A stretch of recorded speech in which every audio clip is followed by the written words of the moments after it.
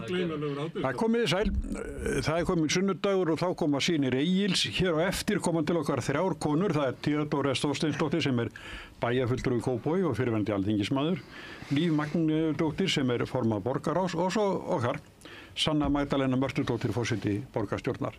En við byrjum hérna í Kallaklefanum. Það Helgi Seljan blaðamaður, Guðmundur Andri Tórsson rithöfundur og Ásgeir Brynjar Torfason ritstjóri. Verið allir velkomnir. Takk. Þegar við keyrðum í morgun bræðurnir og þá var ég að tala þetta nýja í heimsmeðalónum, það að því að nú eru Bandaríkjamenn sem sagt gerðu árás á Íran og ég vil meina að þetta sé einhvern veginn að myndin ýkist alltaf. Það ekki? Þetta ekki, eða við bara að því að það Vesturlönd tengjast þessu, tökur og betur eftir heldur en öðrum svona átökur sem hafa verið í heiminum? Nei, ég held að þetta sé alveg rétt. Þetta alveg ótrúlega atburðar og svo fylgjast með því að þetta svolítið eins og svona, það eitthvað svona wag the dog feelingur af þessu. Ísraelsmenn einhvern veginn ná að skottið að sveifla hundinum og hann og það alveg sama hvert maður leitar eftir upplýsingum. Ég meina það liggur alveg fyrir að það ekki verið að smíða kjarnorkuvopn í Íran núna. Það getur vel verið að þeir geti það, þeir hafi getuna til þess, en þá líka spurningin það nú ekki eins og það eru fyrstu kjarnorkuvopnin sem eru byggð og maður líka velti fyrir sig ef maður væri Khomeini, sem maður ekki, væri eitthvað óeðlilegt við það að maður myndi hugsa til þess að styrkja vopnasafnið sitt þegar svona en það sem náttúrulega aðalmálið í þessu að maður hefur á tilfinninguna Ísraelar og Netanyahu sem náttúrulega nótabene í 30 ár búin að vera að klifa á því að núna sé alveg að koma því að Íranir sé að búa sér til kjarnorkuvopn. Það eru fyrstu svona yfirlýsingarnar hans eru frá 96. Já, þannig að það ekkert í raun og veru stórkostlegt sem hefur breyst annað en það að Ísraelum tókst að láta Bandaríkjamenn eða Trump kljúfa sig út úr þessu samningi þarna 2018 sem hafði bara reynst mjög vel og þá náttúrulega eðlilega eru bara allir hanskar af hjá Írönum varðandi að halda áfram að undirbúa og vinna með þessa kjarnorku af því að það ekki það eitt að vera vinna koma upp kjarnorku og auka úran þegar það orðið svona mikið þá er kannski eitthvað sem bendir til þess að það sé ekki bara verið að gera það til húshitunar en það breytir því ekki að það liggur ekkert fyrir það að það sé þessi bráða hætta og ég held að þetta sé fyrst og fremst þannig að Ísraelar eru búin að prjóna yfir sig og hafa fengið að prjóna yfir sig núna. Þeir eru búin að komast upp með að fjöldamorð, þjóðarmorð á tugum þúsunda og þá einhvern veginn ákveður bara sæta færis og hjóla í þetta og fá þennan brjálæðing með sér. En það var sem ég var að hugsa í morgun, ég var ekki að fylgjast með þessu nótt, svo sá ég í morgun að það alveg dæmigert, alltaf þarf tjallinn að vera mesta fíblið af öll. Það kemur Keir Starmer núna í morgun og þeir lóðbeint inn á þessa línu. Þeir eru alveg það glataðasta þessi þjóð. Þetta er alveg rétt hjá þér þetta eru hagsmunir Netanyahus að halda stríði áfram. Það eru bara hagsmunir hans vegna þess að hann á yfir höfði sér lögsókn og þetta eru persónulegir hagsmunir Netanyahus sem eru að hleypa heiminum í bál og brand. Það er að segja að persónulegir hagsmunir Netanyahus ráða stefnu og gerðum Ísraels sem svo aftur ræður stefnu og gerðum Bandaríkjanna. Þetta sem sagt Trump tók upp þetta slagorð frá því snemma á 20. öldinni America First. Jú, kannski America First en samt Ísrael aðeins á undan. Það er ekki Amerika, það er Make Israel Great Again meira sem virðist vera stefnan. Þetta mjög hættulegt og við vitum ekki hvað kemur út úr þessu. Þetta hleypur öllu í óvissu og heimskipanin eins og við höfum þekkt hana virðist endanlega vera einhvern veginn horfin fyrir róða og það eru upplausnar ástand sem að tekur við. Það sem sagt allir alþjóðasamningar eru brotnir. Það er ekki farið eftir alþjóðalögum að neinu leyti og það er ekkert hirt Sameinuðu þjóðirnar eða aðrar alþjóðastofnanir. Það er ekkert gert með þau bandalög sem að Bandaríkin hafa verið í svona hefðbundi, þar að segja þessi alþjóðlega skipan sem að hefur ríkt frá því lok seinni heimsstyrjaldar. Hún er núna í upplausn og við vitum ekki hvað tekur við, en við höfum í Bandaríkjunum forseta sem að er til alls vís og lætur stjórnast af því hvað virkar í næsta raunveruleika þætti sem að hann þarf alltaf að stækka þá og stækka sem að gerist í raunveruleika þættinum hans og verða meira og meira spektakl. Við erum með varaforseta J.D. Vance sem að lét hafa eftir sig fyrir stuttu síðan. Trump er að hugsa hvað hann ætla að gera, hann er að hugsa sig og við bíðum bara átekta eftir hvaða ákvörðun Trump tekur. Trump er vanur að taka réttar ákvarðanir, hann hefur slíka yfirburða dómgreind að hann mun taka hina rétta ákvörðun. Þetta er sem sagt svona er farið að því að taka ákvarðanir núna sem að varða á okkur öll. Og bara úr miðlunum sem ég les, Financial Times og svona, þar eru menn eða blaðamenn að reyna að finna út, þú veist, hvað er Pentagon búið að vera að gera og pæla. Þú veist, að því eins og Helgi bendi á, þú veist, það var engin ógn fyrir lengi, það hefði ekkert breyst. Þannig að það er svona samdóma álit úr þeim alþjóðamiðlum sem ég les að þetta sé bara hann að taka ákvörðunina og það er nota bene verið að nota þessa risasprengju sem ég man nú ekki hvað heitir en las allt og mikið í Financial Times í morgun. Bylgjabrjótur. Já, að hún er svo stærsta, hefur aldrei verið notað áður í stríði. Hún er einhverjir 6 metrar á lengd með 12 tonnum af sprengiefni inn í einhverjum svona mjög hertu búri, þannig að sprengjan sjálf kemst 30 metra onni í bergið áður en hún springur. Þetta er svona eins og gaurar á upphækkuðum jeppum á Íslandi eitthvað búnir að setja stærra drif eða eitthvað millikast og nú er verið að prófa það og sem sagt þessar þotur, þeir eiga 40 svona þotur sem geta borið 2 svona sprengjur. Nei, þeir eiga 20 svona þotur sem geta borið 2 svona sprengjur hver. Þeir eiga bara 38 svona sprengjur. Og þarna er verið að prófa þetta á þessu fjalli sem er með þessa rannsóknastöð inni og við vitum ekkert. Það er samdóma álit úr alþjóðlegum miðlum. Við vitum ekkert hvernig tókst. Trump segir þetta var frábært og æðislegt. En hann lýgur alltaf. Já, en svo er hann líka farin að segja að það þurfi líklegast meira. Já. Þannig að þetta er nú ekki alveg gengið. Og síðan Íran er land með 92 milljónir manna. Ég kannast nú að þekki, þú veist, 1 rithöfund, 1 listamann og 2 úr náminu mínu. Bara fór í fjallgöngu með skáldi sem kom hérna á bókmenntahátíð, þú veist, og ef maður skoðar bara þetta land, sem þetta er stærri en nokkurt Evrópuland. Það flakkar siðmenningarinnar. Menntunarstigið er mjög hátt, þeir eru með læsi upp á 96,1% á drengjum og stúlkum. Það var munurinn á drengjum og stúlkum var á fyrsta eða öðrum aukastafi prósenti. Og atvinnum þátt okkar kvenna reynda mjög mikil. Já, og okkur tekst varla að hafa drengi læsa upp í 2/3 eða eitthvað, en samt eru við með eitthvað viðhorf á þessa þjóð eða svona þjóðir eða eitthvað. Þú veist, þetta er rosalegt að vera byrjaður í stríði frá Bandaríkjanna hendi að sprengja þarna inn og mér fannst eiginlega Eiríkur Örn, svo ég vitna aftur í skáldin, kjarnaði þetta í morgun að þú veist, hann sagði hve mikið magn af styrjöld er eiginlega í einni heimstyrjöld, sko. Akkurat.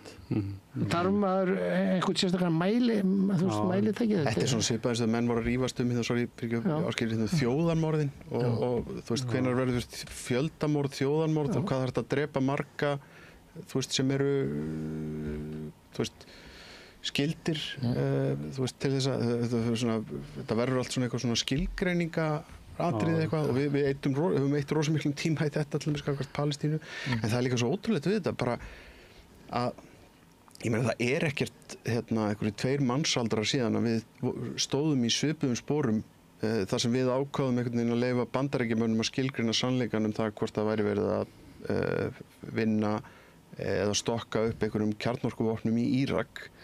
Við erum aftur komin í þetta og aftur eigum við að trúa þeim og ég held ég myndi aldrei segja þetta en af tvennu illu þá myndi ég frekar trúa Bush heldur en Trump þó að, þú veist, það var allavega hægt að láta hann plata sig, við létum, stór hluti af heiminum réttar sem lét gera það, en síðan einhvern veginn gleymum við alltaf, sko, ég meina hvað eru, þú veist, 10 ár síðan að Madeleine Albright bað Írani afsökunar á því einhvern veginn þeim hörmungum sem að Bandaríkjamenn og CIA kallaði yfir Íran þegar að þeir tóku og steyptu lýðræðislega kjörnum forseta af stóliðar Mossadegh sem aftur varð til þess að það varð upplausn og landið lenti í höndunum á talibönum þess land, skilur. Þannig að hversu oft ætlum við að stíga einu drullupoll, sko. Og sko samlíkingin eiginlega Kúbudeilan þegar Kennedy var forseti sko, og þá var hann með intel, upplýsingar frá leyniþjónustunum hve mikið örugt væri að þeim myndi takast að taka út alla ógnina og þeir voru að byrja þetta saman í Financial Times í morgun að sko bandaríski herinn var núna bara örugur að ná 85% af þessum kjarnorku stöðum eða því og sem það var verið undirbúa að senda inn þar með til að ná þessum 15% sem eftir hermönnum inn á þegar það eru herskip komin hann allt í kring þú veist þannig að þetta en sko Kennedy í sömu stöðu með Kúbudeiluna að því að þá var held ég að þeir myndu ná 80% í fyrstu flugárás eða þetta er svona strategía sem að verkfræðingar hersins er að reikna út alveg en þá tekur hann ekki á þetta og nær sambandi við Khrushchev og margir myndu deyja og mikil áhætta að gangi ekki upp sko. Jafnvel þó að við fjallumst á þá forsendu sem er hæpinn að það stafi þessi reginógn af Íran þá verður þetta ekki til þess að draga úr þeirri ógn heldur þvert á móti magnana upp vegna þess að nú hafa Íranir fengið eins og Helgi sagði annars fengið ástæðu til þess að vera virkilega á varbelgi og það sem eitt af því sem að brýtur alþjóðalög í þessu núna er hjá Ísraelum fyrst og svo hjá Bandaríkjamönnum það er að vera með svona árás sem er preemptive eins og það er kallað þess að fyrirbyggjandi árás án þess að sýna fram á að það sé einhver yfirvofandi ógn sem ekki hefur verið sýnt fram á en núna fá þess að ástæðu til þess að virkilega að hervæðast og grípa til ansvara. Það skrýtna í þessu líka nú er þetta löglegt. Þú veist, það var ótrúlega fyndið að hlusta á það því það gilda náttúrulega einhver lög sem auðvitað er farið eftir þetta dúkadisk en það var að klifa svolítið á því í fjölmiðlum þetta fyrst í gærkvöldi að nú væru Íranir rétti til þess að taka upp, þú veist, taka fullan þátt í. Vegna þess að alþjóðalög hafa verið tekin úr sambandi við sko að þú varst að tala um Írak áðan og þetta feigðarflan þar en þar var samt sem áður lögð megin áhersla á að fá samþykki Bandaríkjaþings, samþykki hinna ýmsu þjóðþinga og sem flestar viljugar þjóðir eins og það kallað með í för. Nú er ekkert hirt slíkt. Nú er það bara réttur hins sterka. En það er mjög ekki samt gleyma sko stjórnarfarið í Íran er náttúrulega ömurlegt sko. Já, ég meina það er ömurlegt svo víða. Já, það er alveg sérstaklega það er ekkert beysið í Bandaríkjunum. Nei, það er alveg sérstaklega það er bara sko meðferð á konum í Íran. Það er sérstaklega þetta er brot á alþjóðalögum. Það er ekki heimild eins lands til þess að bombardera bara inn í eitthvað annan landa því að en ég skil alveg hvað það fara en auðvitað við getum alltaf en vandamálið er sko við höfum líka reynsluna því að vera með ömurlegt stjórnarfar og ætla að græja það svona. Hvað tók það? Korter í Afganistan að koma okkur í nákvæmlega sömu stöðu? Við getum bara sagt Líbía, Sýrland, Írak, Afganistan. Já. Þetta bara... Það sem að sko Trump vann ekki síst út af á sínum tíma var að margir héldu að hann væri svona, hefði dálítið svona aðferð kattarins. Kettir, eins og við vitum, við höfum fylgst með köttum þegar þeir eru... Nei, nú skal ég útskýra að sko þeir setja upp krippu og þeir kvæsa og þeir sýna alls konar ógnandi hegðun, en allt þetta til þess að forðast átök. Þeir sem sagt eru með mjög ógnandi fast til þess að koma í veg fyrir átök. Allt þeirra framferði gengur út á að koma í veg fyrir sjálf átökin sko. Og við heldum einhvern veginn að ég til dæmis held að Trump væri dálítið þannig sko. Hann talaði svona difubarkalega og léti svona eins og hann lætur til þess að fæla Má ekki segja að það verið þannig á fyrra kjörtímabilinu? Ég lofaði því náttúrulega líka fyrir þessar kosningar að hann væri ekki að fara að draga Bandaríkjamenn í eitthvað stríð. Já, allt þetta America First og það alls saman sko. Hans kjósendabasi að klofna núna í þessu máli. Það mikið deilt innan svona magarhefingarinnar. Hann er að fara sömu línu og Bush og svona en hann vil sko ég hefði sagt Trump einhvern tímann sko hann vil vera í hverju brúðkaupi vill hann vera brúðurinn og í hverju jarðarför vill hann vera líkið. Það er frábært. Hann vil vera aðal og hann vil bæði vera sko aðal friðarforsetinn og aðal stríðsforsetinn. Ég held að þetta snúist líka ef maður er að reyna að sálgreina þennan furðulega mann sko að þetta snúist græjurnar og dótið. Og fyrsta þegar hann tók við var að fá þannig gefins nýja Air Force One herþotu frá sátunum. Henni var flogið til að sýna honum hann í Flórida og varnarmálarundi vandræði með hvort hún sé nógu annars vegar skoteld og hvort hún sé með einhverjum hlerunarbúnað. En hann er bara þarna sko og svo núna náttúrulega verða viðbröðin þau. Bandaríkin eru með ég vissi þetta ekki en þegar maður fer að lesa Financial Times úttektir á svona mótni eftir svona gærkvölda þá, þeir eru með herstöðvar hana í Jórdaníu, í Sádi-Arabíu, í Katar, út allt hana eru bandarískar herstöðvar sem eru skotmörkin fyrir mótaðgerð landsins sem verður fyrir innrás og skot. Íranir eru náttúrulega umkringdir og hafa verið. Og en það er líka svo athyglisvert eins og með þetta með það hvernig er verið að setja þetta fram núna að sko það er engin þrátt fyrir auðvitað það sé eins og þú segir ekki ásættanlegt stjórnarfar eða ástand mannréttindamála eða hvað það er í Íran að þá er engin augljós kostur til þess að að koma að því þú hlýtur að þurfa að gera þetta þannig að þú ætlar að steypa einhverju svona stjórn að þá þarf það að vera tilbúin með eitthvað annað því ekki situr aftur bara einhvern siðblindan herfóringja eða kóng eins og þeir gerðu síðast, það gekk ekki þannig að það líka þetta sko en þetta náttúrulega mál snýst auðvitað stóru leyti til það að við erum með þetta ísraelska lobby bæði í Bretlandi og í Bandaríkjunum er náttúrulega að draga Bandaríkjamenn inn í þetta jafnvel þarna þvert á loforð bæði Trumps og annara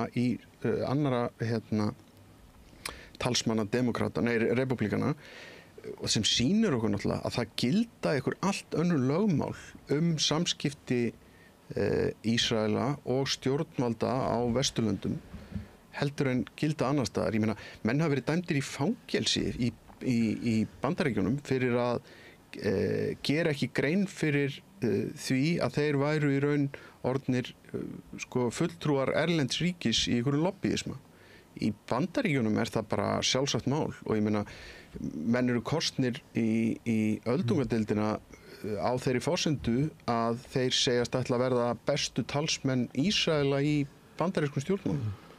Já, og hagsmunir Netanyahus eru teknir fram með þjóðarhagsmuni. Já. Þessu tilfelli er mjög skemmtilegt að horfa á, það er nú hægt að finna á YouTube, þar sem Tucker Carlson er að tala við Ted Cruz sem að fjallar þetta en áhugavert samtala og margamáta vegna þess að þarna náttúrulega fær maður innsýn inn í þann hóp sem að taka ákvarðanir í Bandaríkjunum sem ekki, fyllir mann ekki bjartsýni. En svo það líka þessi klofningurinn í maka sem að kemur þar fram og svo þetta sem Helgi að benda á að það stórir hópar af þingmönnum í Bandaríkjaþingi sem að vinna fyrir erlend stórveldi og fá til þess borgaða peningar að fá IPAC. Já, það sem eiginlega markmið þeirra að gæta hagsmuna Ísraelsríkis. Ég bara skora á fólk, það eru 2 heimildarmyndir inn á, það eru aðgengilegar á YouTube núna sem Al Jazeera gerði fyrir nokkrum mánuðum síðan og þá var nú Íslands vinur okkar, samstarfsaðil okkar í þessum umfjöllunum Samherja í Namibíu og allt þetta sem vann það. Það voru annars vegar breska lobbyið í Bretlandi, Ísraels lobbyið í Bretlandi og Ísraels lobbyið í Bandaríkjunum. Það var margra ára að vinna en það endaði mér sér þannig að það varð ekki, annars þátturinn var aldrei sýndur, hún var eins og rentin á YouTube en hann var ekki sýndur vegna þess að það var bara svo mikið þrýstingur að meiri segja Al Jazeera lét undan. Þar þessu lýst ágætlega og þar þetta er einhver svakalegasti iðnaður sem til og ég meina allstaðar, gafast öllum öðrum þjóðum þá væri þetta náttúrulega bara, njóstnir, menn bara stappaði nær í landráði og hvað menn vilja kalla þetta allt saman. En þarna þetta norm.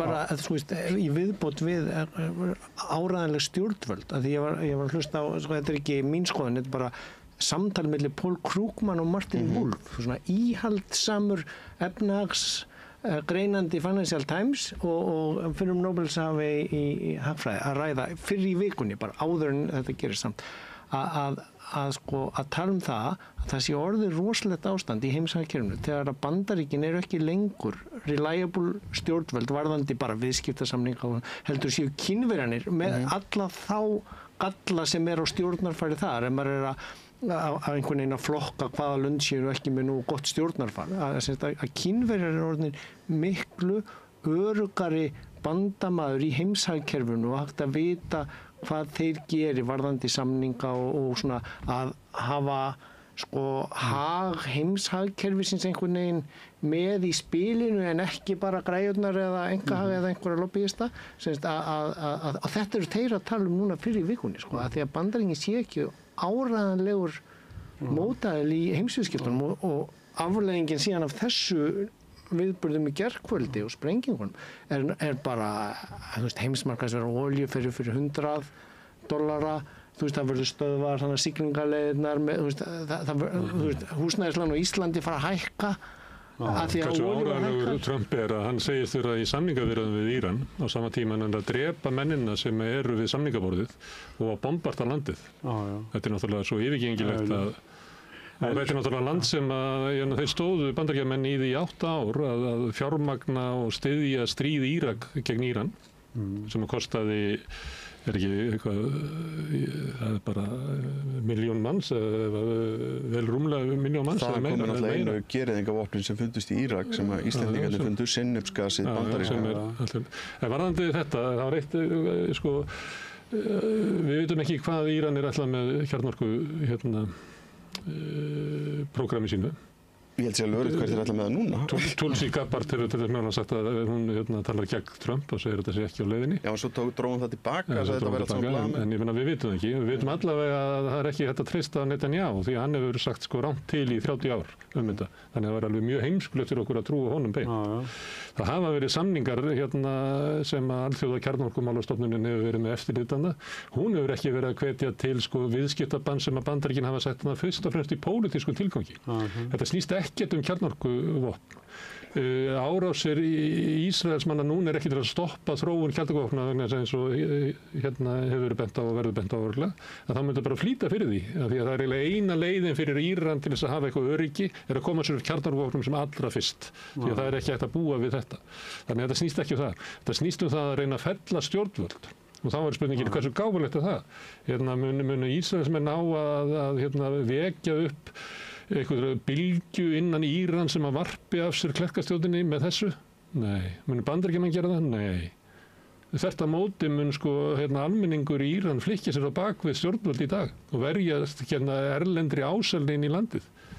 Þannig að Bandaríkjamenn og Ísraelsmenn munu ekki fá neitt af því sem þeir vilja fá útrússu. Þeir munu ekki stöðva það að Írani fái kjarnorkuvopn og þeir munu ekki steypa stjórnvöldum. Þannig að hverjir eru það þá sem eru að tapa þessu stríði? Það er Ísrael og Bandaríkin. Og það sem að mun núna gerast er að það mun breiðast út í Miðausturlöndum, árásir á bandarísk skotmörk. Markmiðið Netanyahu er að draga Bandaríkin inn í stríðið. Það er hins vegar ekki markmið Trump, því að ég held að hann gerir sér grein fyrir því að ef hann fer inn í stríðið, þá mun hans kjósendabasi klofna. Það verða gríðarlega átök innan Bandaríkjanna. Það mun grafast undan möguleikum hans að koma sínum málum í gegn. Þannig ég sé ekki betur en þetta sé eitthvað svona næstu eins og sjálfsmorðs leiðangur bæði Ísraels og Bandaríkjanna. Og við eigum ekki að trúa því sem alltaf er að segja okkur að það sé svo rosalega flotta sprengjuna sem að Bandaríkjamenn eiga. Þetta ættum við að trúa í Líbíu, í Írak, í Sýrlandi, í Afganistan, í Víetnam og guð má vita hvar. Bandaríkjanna eru ekki að fara að vinna þetta stríð. Það verður enda komið fram Bandaríkjamenn hafa ekki unni stríð. Það voru Rússar sem unnu seinni heimsstyrjöldina og Bandaríkjamenn hafa verið að snúa því þannig að þeir hafa unnið Bandaríkjamenn unnu síðast borgarastríð, þræla. Það verður enda komið fram að núna í morgun kom fram að það verður ekki Úkraína, sama sem við höfum að trúa því. Það er svo stórkostlega mikil tæknileg vopnin sem að Bandaríkjamenn eiga, að Rússarnir eiga, þú veist, eftir að bara hlaupa tilbaka og kasta Pútín af sér. Gerðist það? Nei, það gerðist ekki. Akkur ættum við að trúa nokkru sem kemur frá bara fyrir stjórnvöldum. Afsakið ekki, Guðmundur, ég bara varð að skjóta Úkraínu. Hvað ætlar að segja, Guðmundur? Ég man það ekki. Hvað ég vil segja. Þetta er fín umræða, en við langar líka að tala um innleiðinmálefni. En ég veit að við gætum alveg talað skemmtilega umræðu þetta í langar tími. Þú ert eins og stjórnarandstaðan á þingið Nei, ég ætla að fara að tala um hana. Utanríkisráðherra er í óundirbúnum fyrirspurnum og það er heimsstyrjöld að byrja. Það er hún byrjuð. Þá var það að tala um veiðigjaldi. Staðröndin úr því sem þú varst að segja, út frá þessum tölum, þó ég hef ekki gaman af að stúdera svona tækjabúna, að þær komast einhverja 30 metra, kannski 60 metra og svo geta það sett hverja á eftir annari einhvern veginn svona, en kjarnorku auðgunin er einhverstað 500 metra eða kílómetr inn í fjallinu. Þannig að þú veist, en við vitum ekkert en punkturinn er af því sem ég hef lært í sögunni hvenær svona kallar fara í stríð, það þegar þeir eru með allt niður um sig heima fyrir. Og náttúrulega það er augljóst í Ísrael, það er komin mjög mikil mótstaða meðal fólks. Það var komin hermenn á götunar í Bandaríkjunum bara í síðustu viku. Það var prófessor í Bandaríkjunum sögðu mér bara í fyrra, það mun aldrei gerast. Bandaríski herinn getur ekki farið út á götur í Bandaríkjunum. Já, ekki til þess að ekki beint gegn mótmælendum. Hann hefur náttúrulega áður farið út á götu, en þá var það aðalega til að verja mótmælendur fyrir löggunni á þeim stöðum. Já, þannig að það er einhvers konar bara, held ég. Og hverjir eru í röðin að taka þátt í þessu? Það er Keir Starmer sem er með allt niður þessu heima þessar. Svo koma þeir allir í röðabíla. Macron, hann er með allt niður þessu heima þessar. Þeir koma allir í röð. Þetta sé stökkbreytt. En það er nú stutt að fara fyrir hann að hísi upp sig. Það verður nú að segja þessu. Nei, ok. Herðu, já, Ég er einn af þeim sem fylgist hvað mest kannski með þinginu og gert lengi. Ég hef þingfréttamár á sínum tíma og ég hef fylgst með mörgu málþófunum. Ég finnst þetta einhvern veginn algjörlega galið. Þetta er þeir flokkar sem voru raskjeltir að þjóðinni í síðustu kosningum og þessi ríkisstjórn er búin að sitja í 6 mánuði og þeir stífla þingi gjörsamlega. Miðflokkurinn upplifði síðustu kosningar sem sigur. Já, ég reyndar hann er alltaf vill ekki vinna með honum, en reyndar er Bergþór Ólason svona krýndur foringi í stjórnarandstöðunar, hann er svona sá sem leiðir þetta svolítið mikið. En það er svo mörg mál sem á eftir að afgreiða og þarf að afgreiða og það er hægt að stoppa þetta og því er það ekki gert. Það er til neyðarheimill. Það er bara tímaspursmál að vera gripið í hann. Já, en það er náttúrulega líka, er það ekki líka þannig að jafnvel þó að þetta menn myndi ákveða að droppa þessu núna, að sleppa, láta draga það tilbaka, að þá, þú veist, þetta bara lagt fram, haldið áfram í haust og samþykkt þá. Ég meina, þannig að ég er ekki að segja að það verði gert, eða það endilega eigi að gera það, ég veit ekkert það, en þannig að þetta auðvitað að því leytinu til er þetta náttúrulega líka algjört leikrit, sko.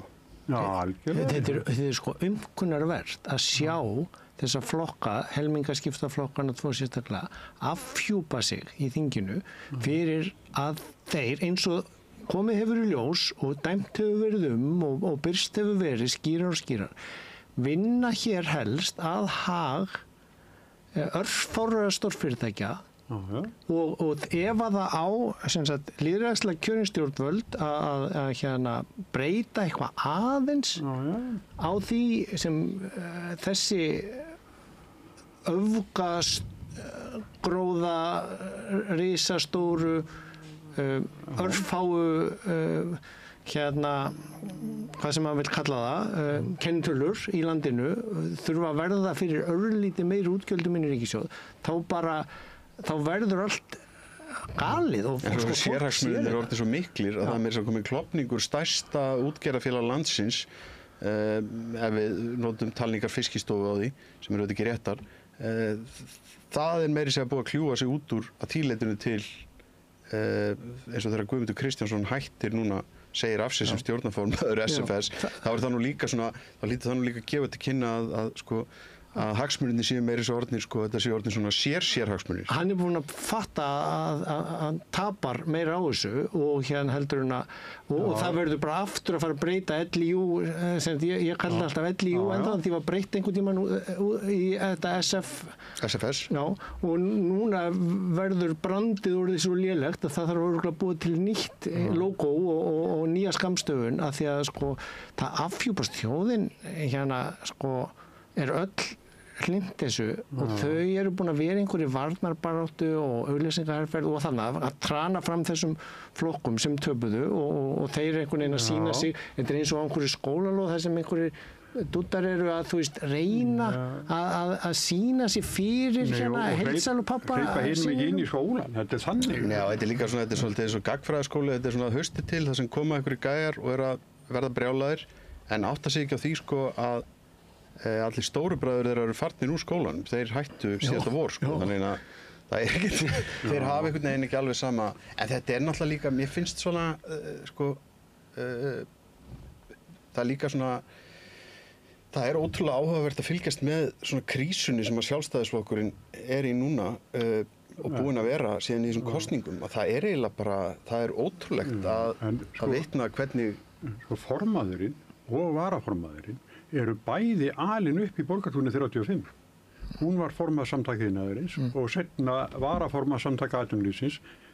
Jens Garðar var formaður í LIU eða SFS og varaformaður samtaka atvinnulífsins. Ég er nú alveg upp á Bleiksárbökkum, ekki gleyma því, en ég skil að stundi Borgartúni. Og ég held að það sé að birtast í þessu afhróður þingsins hérna sem átti einhvern tímann að endurvekja traust á þinginu með einhverju nefnd og ég veit ekki hverja á að kalla til nefnd núna ef að það á að ná aftur trausti ef að það verður lúffað fyrir þessu að því í millitíðinni er sko umboðsmaður og héraðsdómur búin að dæma þegar að þingið sinnir verkum Borgartúnsins eða hvað þú vilt kalla það, hagsmunaaflana að þetta er bara svona einhvers kristallisering á því að þau eru svo vön því að geta stýrt löggjafarvaldinu á Íslandi og núna þegar það hlýður ekki og tekur ekki við hérna track change wordskjölunum breytingar og lögum og reglum inn í þingnefnd og hérna ætlar ekki að milda þessa hækkun á veiðigjaldinu að þá bara verður allt brjála og sko þegar maður reynir að útskýra þetta fyrir prófessorum í Skandinavíu að þeir skilja ekki rugli sko að því að byrju þetta er skattur og auðlindarendu samkvæmt öllum hagfræðikenningum sko í alveg svona frjálshyggju hagfræðikenningum eins og við kenndar hér í skólanum að þá á fyrirtæki samt að vilja halda áfram alveg þar til að hann sko er komin í 95% skatturinn eða 99 jafnvel því þú færð allavega þá 5% frían hagnað sem þú færð ekki í samkeppni en hér er þetta að fara úr ég veit ekki hvað 23 í 32 þú veist, ég meina, eðlilegt væri alveg örugglega að hafa þetta helming auðlindarendunar, Norðmenn voru að innleiða þetta á fiskeldið, hafa tekið 80% af olíunni, þú veist, auðlindarendunni þar og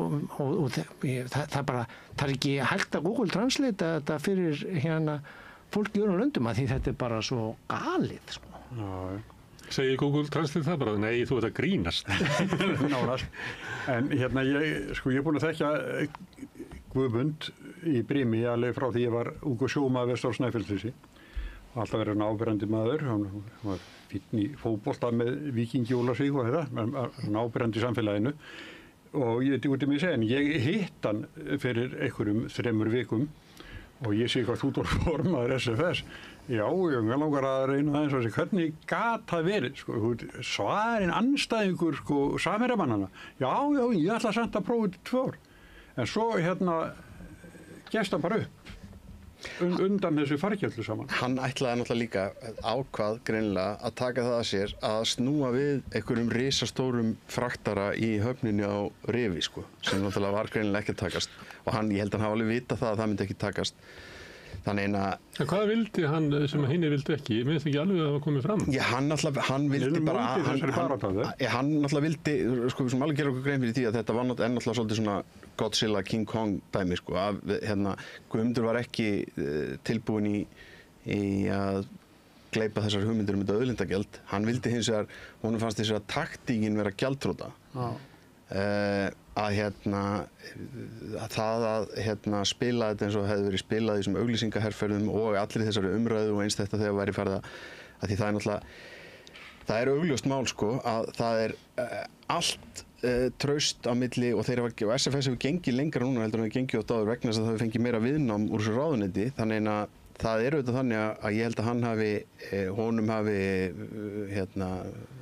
blöskrað einhverju leyti þegar þetta var farið að snúast það að það var einhvern veginn farið að saka ráðuneytið óheilindi og lygar og annarlega láta embættismenn var að láta annarlega sjónarmið ráða för. Ég er búinn að reyna að ná í hann, ég ætla að halda áfram að reyna. Ég veit ekki, þú byrjaðir, en ég veit ekki hvort ég halda áfram. Ég hitt hann í bíóinu á Ocean, David Attenborough-myndinni, sem ég mæli með öllum að bara þannig að við skulum segja að þetta geti að verið einhver 3. aðili sem var að pissa þannig að ég spurði hann því að það búið að vera ritdeila í vísbendingu sem ég ritstýri milli fulltrúa SFS sem voru fengnir til að skrifa skýrslu í fyrra auðlindagjöldin, prófessorar upp í háskóla og síðan komu aðrir sem svöruðu því og mjög falleg og skemmtileg ritdeila yfir nokkra mánuði og sýnt fram á bara algebruvillu, ég ætla ekki að fara út í tæknina en fólk getur lesið þetta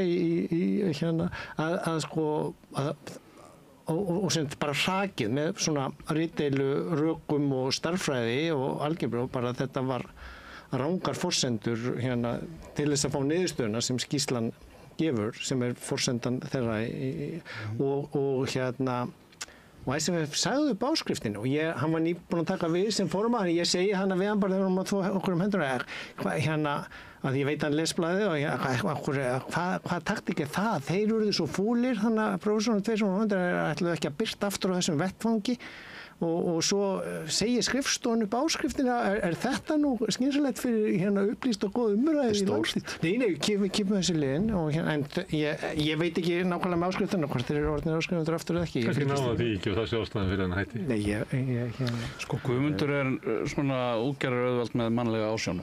Það held ég að sé alveg ljóst. Sko, Guðmundur er alltaf verið að grípa frá þessi. Hann er heiðalegur í því að vera kapitalistinn sem hann er. Sko. Þú veist, ég veit að Gunnar Smára finnst þetta að vera eitthvað svona contradiction, en hann má alveg eiga það, skilur. Já, mér finnst það líka. Birgir? Ég byrst afsökunar, Guðmundur. Nei, að tala við mannin, það var spennandi.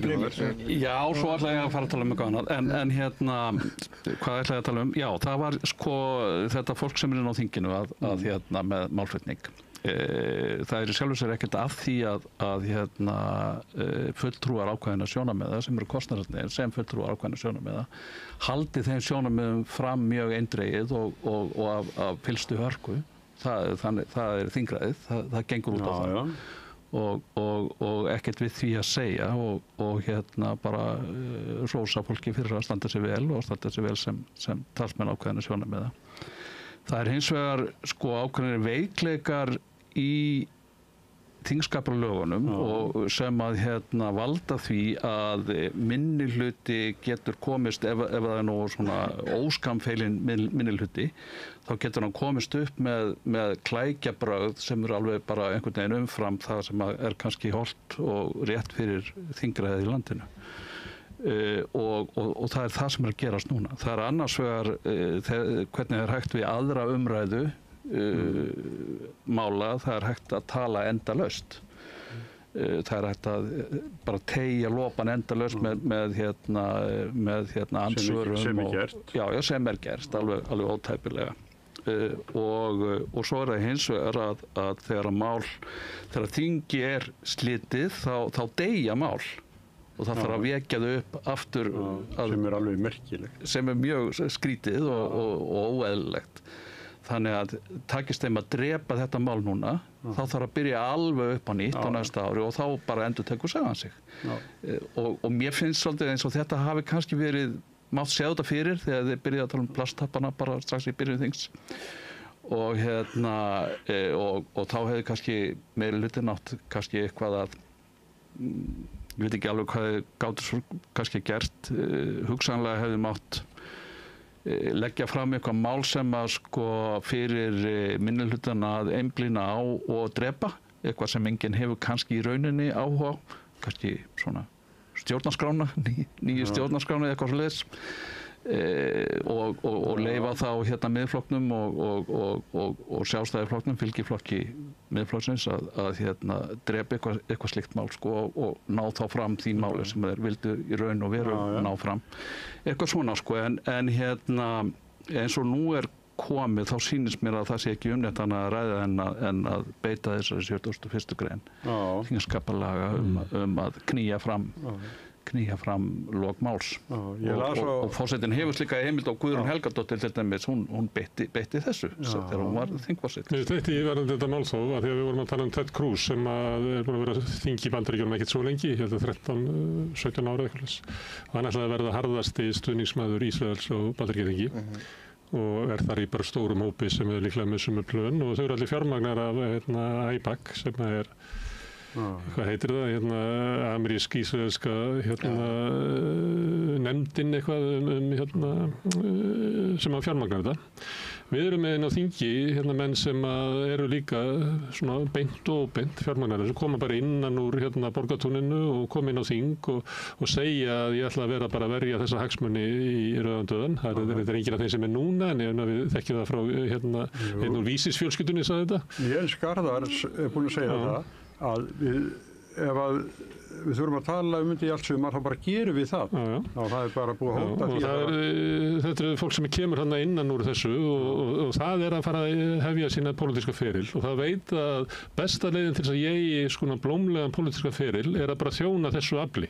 Því að það styður mig í kosningum, það mun verja mig fyrir svona árásum, ef að ég dett út af þingi þá mun það redda með vinnu og ég er bara öruggur í þessu skjóli.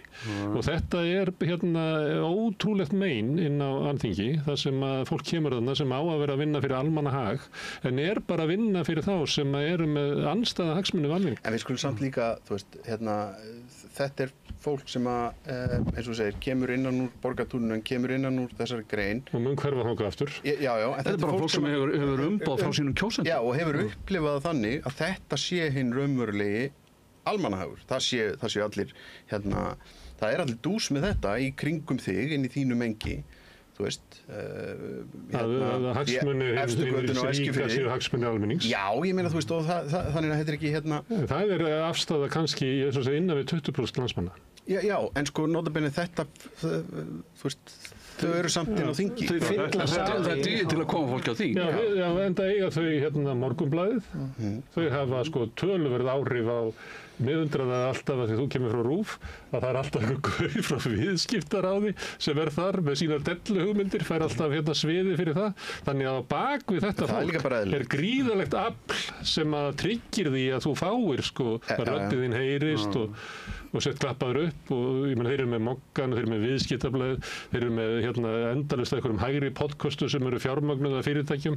Þeir eru svona hægt og bítandi með miklu meiri áhrif í íslensku umræðu núna heldur þegar ég var ungur. Nei, þeir eru miklu háværar í íslensku umræðu. Þeir hafa, áhrifin eru augljóslega ekki mikil því að við sjáum bara hvernig skoðanakannanirnar til dæmis á fylgi flokkana miðað við allt þetta sem er alveg rétt hjá þér að það er það fer rosa mikið fyrir þeim og þeir náttúrulega eiga þetta eina dagblað á Íslandi, þú veist það er ég mun í móðgengan þegar ég segja að það sé liggi þarna megin, þú veist þessi podcast og svona þeir eru inn í þessu menningarstríði sem vill oft verða en það er ekki að skila neinu, þannig að þetta er bara bergmálshellir, þetta er bara svona svipandi sami bergmálshellir og vinstrimenn voru með lengi framan af, veist. En rifjut eitt að þú sagði viðskiptaráð, skömmu fyrir hrun, eitthvað svona, mestara í 6 mánuðir. Hvað er þetta viðskiptaráð? Þá ályktu þeir, í ályktunum sem segir, við skulum ekki bera okkur lengur sama við hinn Norðurlöndin, að við stöndum þeim framar á öllu leyti.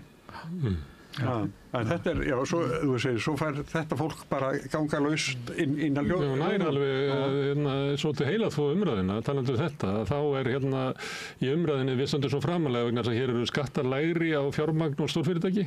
Við stöndum framalega því hér er eftirlitsiðnaðurinn minni.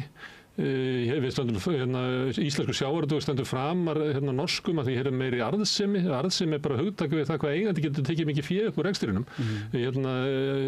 Norskur sjávarútvegur er miklu blómlegri og það vita allir sem hafa bara komið í dreifðari byggðir Noregs sjá það að þar hefur sjávarútvegurinn ennþá gefandi afl inn í samfélagið. Á meðan að hér getum við farið frá hverju bænum frá öðrum þar sem við vorum horfa á tómar hafnir, þar sem er ekki eins og á Akranesi, það sem er ekki landaður bara nema út af strandveðinni. Hvaða áhrif hefur þetta frumvarp á útvegsbændur og útgerðin á Álftanesi?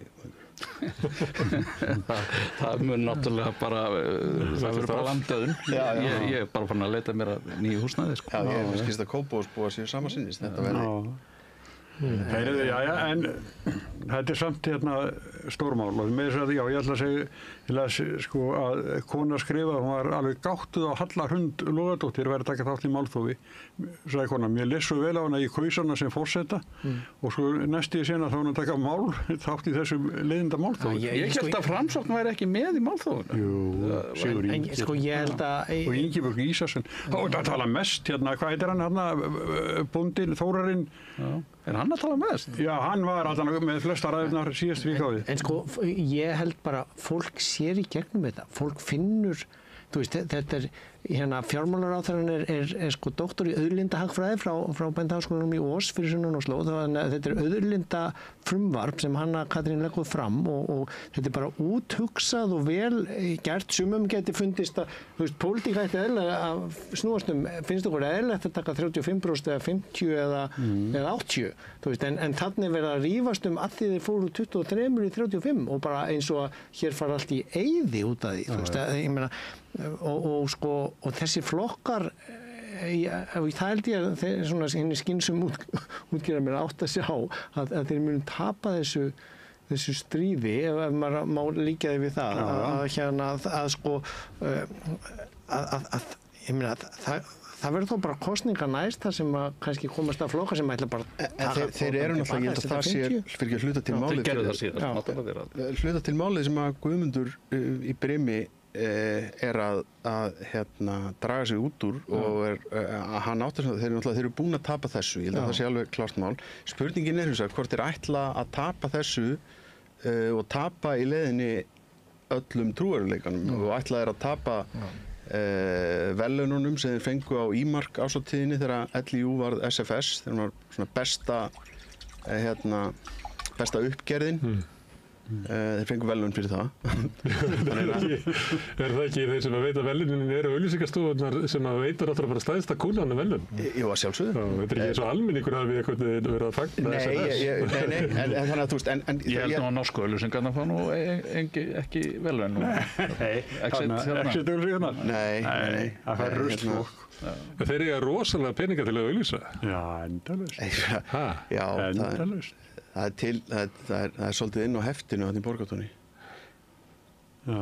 Þessi auglýsingarnar með áramótasköpi 1985, ég kemst aldrei lengra til þess að átta mig á því hvað konan er raunverulega að segja. Já, Þetta er bara eins og, það er engi fyrirtæki sem eiga hafa efna svona nema bara á gamlárskvöld. Já, stóru fyrirtæki gerir það bara svona langa auglýsingar einmitt til að þakka fyrir viðskiptin árunum. En mér finnst líka athyglisvert við þetta, það er náttúrulega að því þú talaðir áðan að Sjálfstæðisflokkurinn væri svona fylgitungl eða miðflokksins, að það er ótrúlegt að sjá það var skipt formann í Sjálfstæðisflokknum fyrir ekkert löngu síðan.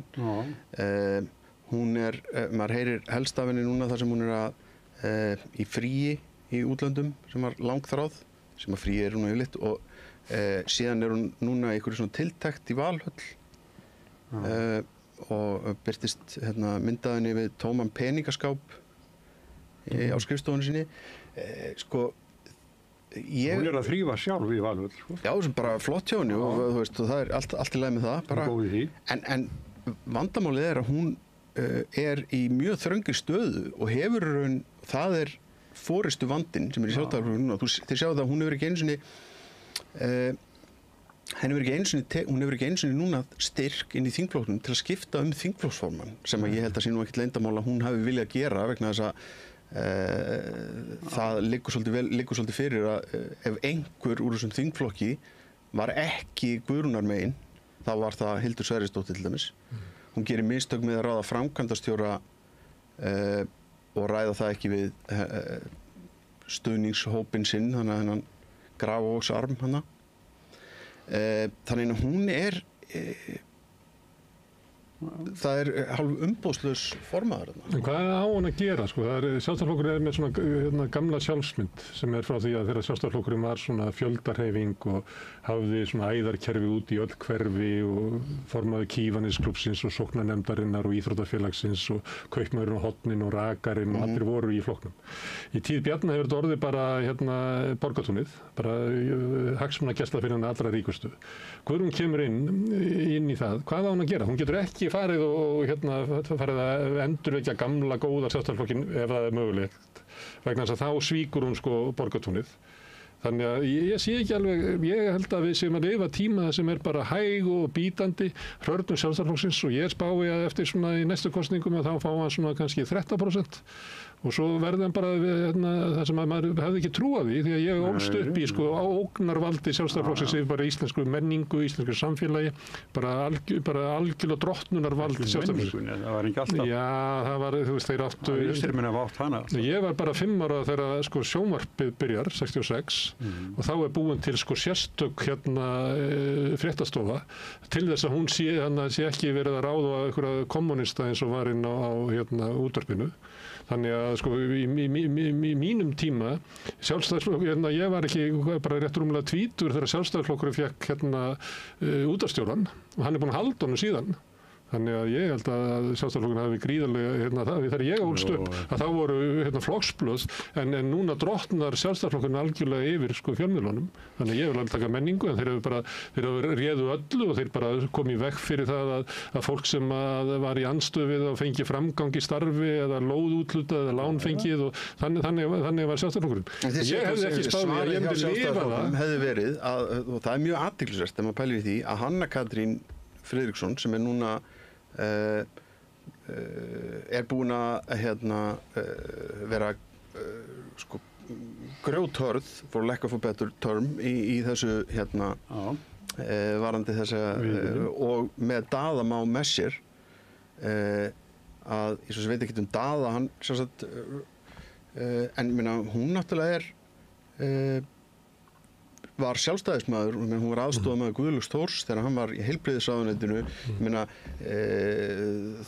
Þorbjörg Obba, dómsmálaráðherra, hún var djúp í sjálfstæðisflokknum lengi, Þorgerður Katrín, já, en ég meina, þetta núna, svona mesta klassið sem að verða í þinginu og mesta og svona, hvað ég segja, mestu andstæðurnar eins og að blasa við okkur núna eru þarna á milli. Þetta er lífsafstaða, en sko valdablokkin sem var í Valhöll, sem hafði þessi ógnartök á íslensku samfélagi, réður öllum sem á ráðunni inn í Hæstarétt, inn í dómskerfið, inn í bara allra stjórnsýsluna, að þetta kerfi held ég, við sem að lifa það, að þetta að brotna. Kannski gerðist það fyrst hrynur mogginn og svo bara hrynur allt þetta drasl. Já, og sko þetta birtist, ég held að sjálfur rétt sem hann ekki að segja, það er bara svona komið yfir í Viðreisn hérna og það verður einhver afgangur þann eftir í sjálfstæðis, ég veit ekki hvernig það fer en sko Mokkahöllin hinn seinni, ekki aðalstrætið heldur í kringlunum, þá á sko að fara að rífa hana núna til að byggja hana miklu meira og það eru sko ég var bara að koma að staðis út af viðtali sem kemur í sumarblaði vísbendingar í næstu viku að það er, þú veist, þetta er mjög fallegt hús, það kom upp einhver smá mygla og það er samkvæmt alheimsþingi arkitekta ekki að rífa niður neina steinsteypu, það er svo mikið kolefni bundið í, og þannig eru sko marmaralagð sko borð á klósettunum og bara rosalega mikil íburður og fallegt velhannað hús sem að þarf að fara að rífa fyrir hérna fermetra fasteignaeigendana og þá er sérsveitin með æfingar þann inni til að sprengja marmaran og hérna fínu efnin sem voru lögð í hérna. Já, ég kom inn í þetta hús og var í blaðamór á DFF og ég man ekkert akkur það var, ég fór þarna inn og við vorum að fundum eitthvað, ég man ekkert hvað var og þá var það bíósalur hann inni í húsinu. Þetta var eitthvað svona symbolist fyrir mér sko, að Mokkahöll nr. 2 er bara... Okkur þótti, sko, þér alltaf fínt sko, Smári á sínum tíma sko, en svo kemur þarna í... En varðandi völdin og talandi Mokkahöllina, einu sinni voru við með hugmyndum að gefa út bókum kvótakerfið og vorum að tala um útgefanda og hann sagði, ég held aðeins að pæla í þessu. Svo kom hann og sagði, nei, ég held að það sé ekki góð hugmynd. Og málið var að veistu hvað hann gerði? Hann fór og spurði Styrmi. Og þetta var sko ógnarvald talandum í menningunni. Þetta er ógnarvaldi sem Mokkinn hafði. Og þótt að þú veist, hægri viðhorf, þau kannski minnka ekkert, ég veit ekkert það. En að losna við þetta sko, hérna... Það var ekki Styrmir og Morgunblaðið voru þeir ekki á móti, hérna, þessu framsali og... Já, hann var búinn að, þetta var á tíma þess að hann var búinn að gangast inn á það að verða sko formaður í auðlindanefnd Davíð Oddssonar.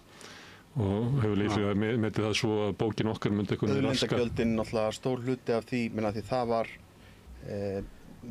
hérna, ef ég manda rétt þá náttúrulega er umræðan auðlindagjöldin, af því að þessi umræða var náttúrulega svo mikið, þetta var svo langt á milli, þetta var bara annars vegar bara, þú veist, að taka kvótan, hérna, með öllum ráðum. Mokkinn og Styrmi var á Gylfa Þ línunni. Já, þeir voru Jóhannes Nordal var bara með þetta. En það sem er náttúrulega, vildi ég sagt hafa, það sem er náttúrulega líka athyglisvert við það sem er að gerast núna, já ég ætla að segja þér, því að þið ætlaðu að gefa út þessa bók, ég meina, mér fannst vera áhugavert þegar stærsta bókaforlagið á Íslandi ákvað stökk á það að gefa út bókina sem við skrifuðum Namibíumálið, skilur, það var, það er breyting. Það er eftir hrun Mokkans. Já, það er bara, þú veist, hlutir hafa verið að breytast, það er alveg rétt hjá þér og þú veist, þetta er ekki lengur svona... Ég er bara að benda á að ég held að það er meiri samfélagslega breyting. Það var ekki sérstök breyting á starfsháttum og stefnu forlagsins sem að gaf þá bók út að hérna gefa út. Nei, en ég er að segja bara, þú veist, það var ekki, og ég meina það var alveg andað þessum að forlagið hafði... Bara ég er ekki að segja það að þeir hafi verið eitthvað, þeir feðgar hafi verið eitthvað, hérna, það verið búið að berja þá niður sko. Það var náttúrulega annað forlag sem að brendi upplaga bóka því að það var óheppilega blaðsíður úr kviðmáðatalni, fyrirgjöð. Hérna, en það er hins vegar þannig en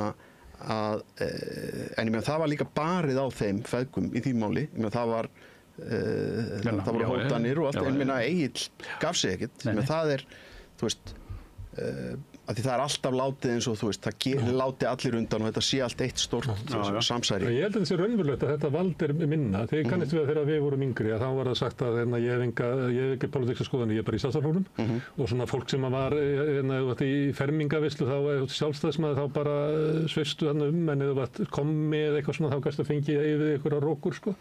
Og þá var það var alltaf 50% fylgi sjálfstæðismanna í skoðanakönnunum og það var metið út af því. Það var bara svo auðvelt að segja já við því. Núna er það þannig að sko sjálfstæðisflokkurinn er að mælast bara í 20% í skoðanakönnunum og munur þarna á milli 30% þjóðarinnar sem finna ekki skjól hjá því að vera, já ég er bara sjálfstæðismaður eins og það sé, þú veist bara eins og að vera ekki neitt eða alveg sama og var að vera hluti af valdaflokknum í Mexíkó eða sovéska kommunistaflokknum eða hvað sem er að þetta er farið og ég held að sko áhrifin af þessu munum við við erum að horfa á þau næstu misseri og ár að þetta eru miklu meiri áhrif í íslensku samfélagi heldur en við gerum okkur grein. Ég var á landsfundi Sambands ungra sjálfstæðismanna 1999 í Vestmannaeyjum. Þar var bara the it crowd á Íslandi af ungu fólki, fullt af efnilegu ungu fólki og bara brjálæðislega allir það var bara mjög töff fólk það bara segast alveg svo er. Og þetta er auðvitað núna sér maður myndir af ungliðum úr Sjálfstæðisflokknum og þetta er ekki töff fólk sko. Ef við erum komin á svona trún og ég ætla að segja bara frá 12 árum þegar ég kom til landsins eftir að hafa verið 10 ár burtu og byrja að kenna upp í háskóla og svo lág laun ég á með 2 börn í menntaskóla og var miklu dýrar að vera með börn hér en úti í Skandinavíu spyr ég eitthvað svona kaffestofuna, já hvað getur maður gert getur maður ekki komist í einhverja stjórn eða hvernig maður að bera sig að til að fá eitthvað svona til að hífa upp lágu háskólakennaralaunin og nýta þekkingum hans á okkur skynsamlega máta og það var sagt við mig og þetta var ekki djók sko, það var bara kollegi þú voru bara að gangi flokkin helst að flytja í Garðabæinn en þú var að gangi flokkin og þetta er 12 ár síðan Já, ég veit það Ég held að þetta væri djók en þetta var ekki djók Og ef að Sjálfstæðisflokkurinn missir þetta vald og fólk er bara að hlæja þeim upp í pontu og þingi og næstu fermingaveislu verður bara verið að gera grína þeim það er ótrúlega breyting í Íslands lausagalegt, mjög svo. Já, og svo náttúrulega kemur þetta, eins og ég var að tala með formanninn sem er núna, að þegar formaðurinn er strax svona veikur og næri raun og aldrei, þú veist, fyrst alveg náttúrulega umboðið hennar með tæft.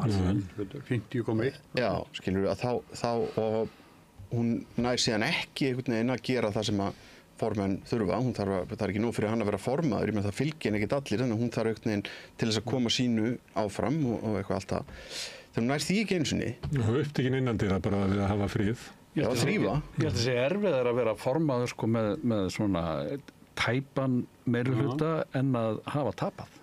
Manstu með Árni Páll sem að endaði með því að kjósa sjálfan sig sem formann Samfylkingarinnar. Hann vann með einu atkvæði sem var væntanlega hans eigið atkvæði. Þú veist, umboðið þitt getur eiginlega ekki verið minna. Eða getur ekki verið minna. Eða raun og veru bara trú þín á sjálfan þig sem að fleitið er. Já, en sjálfstæðismenn hafa áður farið í gegnum svona kosningar. Ég meina, Davíð vann tiltölulega tæpt. Og maður myndi geta sagt svona gamli Sjálfstæðisflokkurinn, hann er þannig að og það var hluti af svona góðsölunum hann sjálfan. Við erum harðir í kosningum innandýra, í sus og alls konar svona. Síðan leggjum við niður spjótin. Svo leggjum við niður spjótin. Hann mætti mikilvæga anstöðu inn á þingflokksins þegar Davíð Oddsson, þegar hann kemur inn á þing, þá eru öllur gömlu jálkarnir á mótum. Matti Bjarna og fleiri. Egill.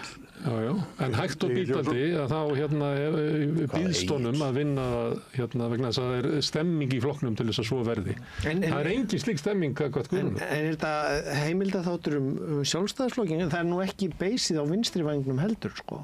Nei, það er bara ömurleg staða. Nei, ég meina, við erum ekki að ræða það því það er náttúrulega bara ekki Það er ekki tíð. Það er ekki með í þessu, sko. Það er kannski einhver okkar sem að myndi vilja segja að Samfylkingin væri einhver leiti til vinstri. Allavega með annan fótinn. Já, og Samfylkingin er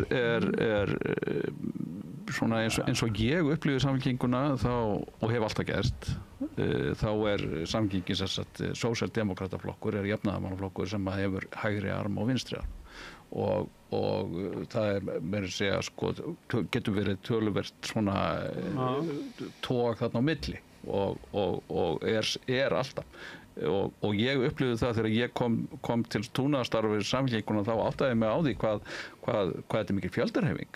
Það er svo mikið fólk þarna úti í samfélaginu sem að studdi Samfylkinguna og hjálpaði Samfylkingunni aftur á stað. En það er kannski önnur að segja.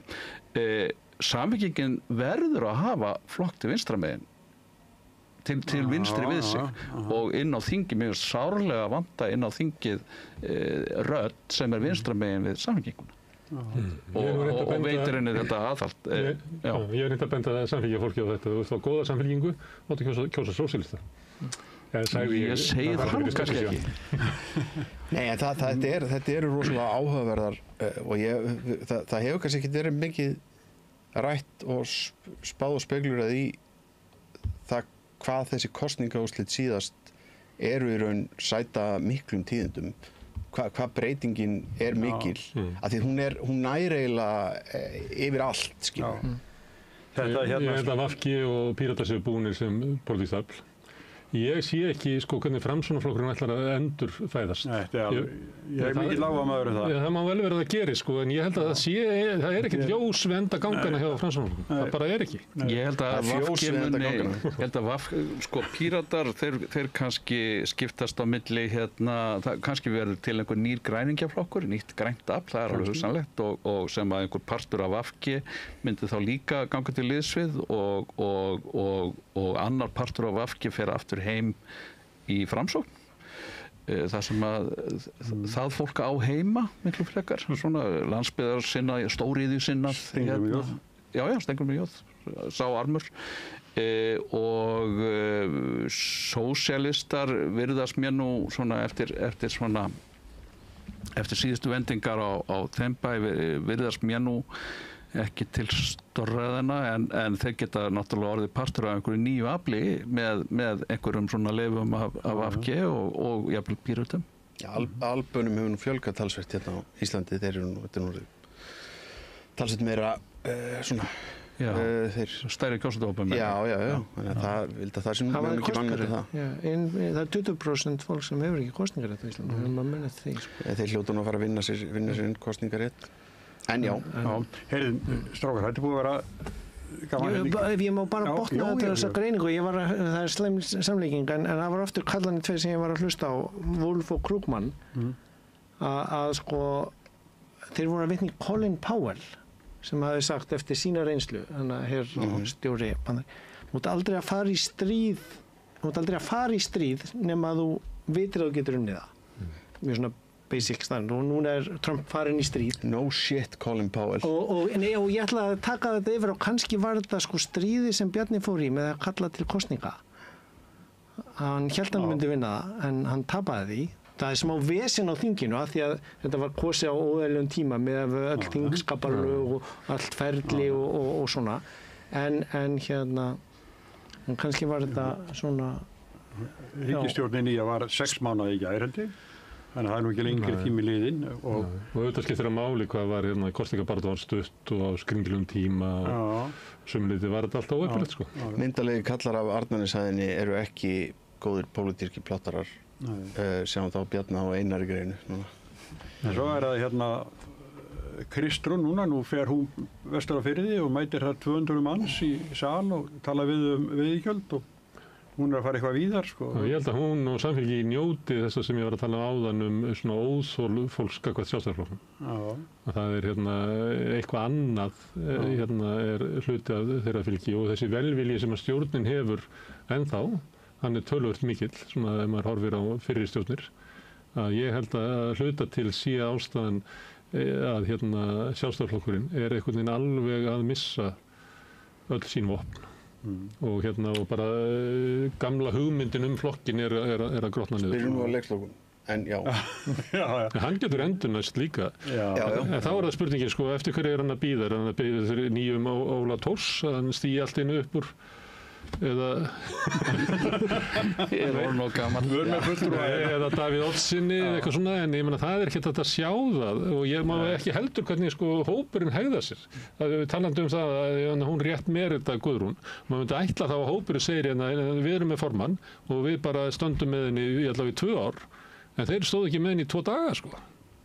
Þannig að það eins og inn í slíkum hópi, hver á að koma allt í einu out of the blue, bara Clint Eastwood ríðandi úr eyðimörkinni eitthvað? Það er ekki, formaður Sjálfstæðisflokksins að taka þátt í málþófinu og það svona með tilgangslitla spurningar og svona, sko. Þetta ekki formanninu sæmandi, sko. Það bara aldeilis ekki, sko. Allir saman það. Þá gott vendumynda. Það bara hluta starfslýsingunni. Hún á ekki að skýta sig út í þessu því það hún sem á síðan að semja lokin. Þannig að þú ætti ekki að koma innan úr atinu og það ætla að verða þar að geta sko, heyrðu, ef ekki bara hætta þessu krakkar. Það verður foringinn sem að mun semjum þetta alls saman Bergþór Ólason. Já, ég held að. Heyrðu, Ási Brynjar, Guðmundur Andri og Helgi Seljan, þakka ykkur fyrir.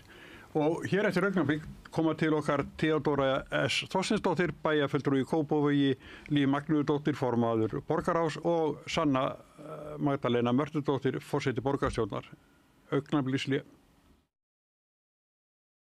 Hjálpið okkur að byggja upp dreifikerfi samstöðvarinnar með því að læka síður samstöðvarinnar á YouTube og Facebook. Samlokubrauð, maltbrauð, tékkneskt-brauð, súrdeigsbrauð, brauð ársins, Bernhöfts bakari, íslenskt handverk síðan 1834.